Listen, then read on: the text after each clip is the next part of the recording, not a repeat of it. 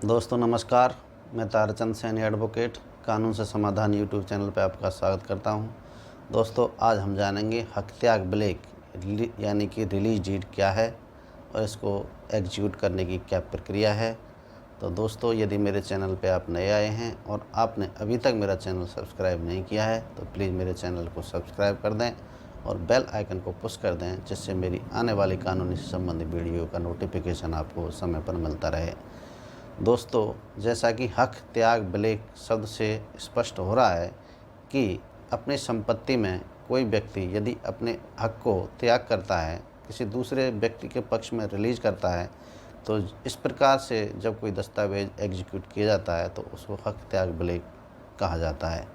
तो दोस्तों हक त्याग ब्लेक कौन तैयार करा सकता है, किसके पक्ष में हक त्याग किया जा सकता है और ऐसी कौन सी संपत्तियां हैं जिनको हक त्याग ब्लेक के माध्यम से ट्रांसफ़र किया जा सकता है।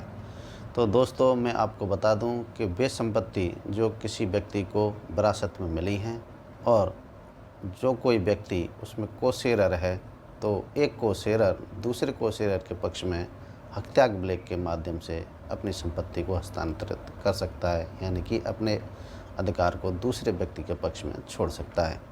तो दोस्तों कई बार ऐसी परिस्थितियां उत्पन्न हो जाती हैं कि कोई संपत्ति किसी को विरासत में प्राप्त होती है और उसमें हिस्सेदार इतने अधिक होते हैं कि उसका बंटवारा किया जाना संभव नहीं है, या कई बार कोई व्यक्ति अपना हिस्सा नहीं लेना चाहता, दूसरे को-शेयरर के पक्ष में छोड़ना चाहता। तो उसके लिए जो दस्तावेज एग्जीक्यूट किया जाना चाहिए वो सबसे अच्छा दस्तावेज है हक त्याग ब्लेक, क्योंकि हक त्याग ब्लेक एक ऐसा दस्तावेज है जिसमें स्टाम्प ड्यूटी और रजिस्ट्रेशन शुल्क नॉमिनल होती है और कोई पारिवारिक जो ब्लड रिलेशन वाला व्यक्ति दूसरे ब्लड रिलेशन वाले व्यक्ति के पक्ष में अपने हक को त्याग कर सकते हैं। इसे हम इस उदाहरण से समझ सकते हैं कि ए व्यक्ति बिना वसीयत किए मृत्यु हो जाती है और उसकी विरासत में उसका एक पुत्र, एक पुत्री और एक पत्नी है।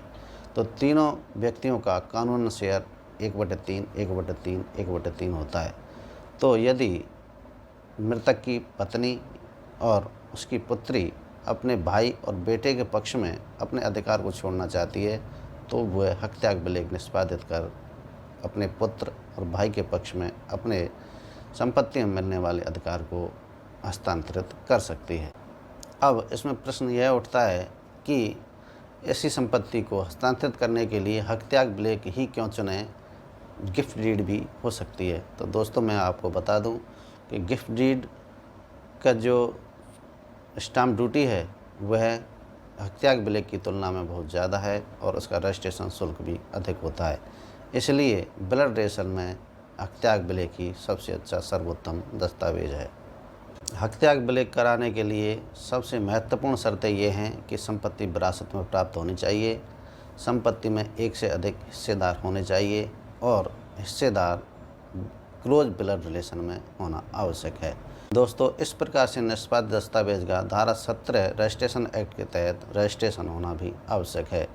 अब दोस्तों हम चर्चा करें कि इसको किस प्रकार से तैयार कराया जा सकता है। तो दोस्तों जिस प्रकार से सेल डीड और गिफ्ट डीड तैयार की जाती है उसी प्रकार लीज डीड को तैयार कराया जाता है।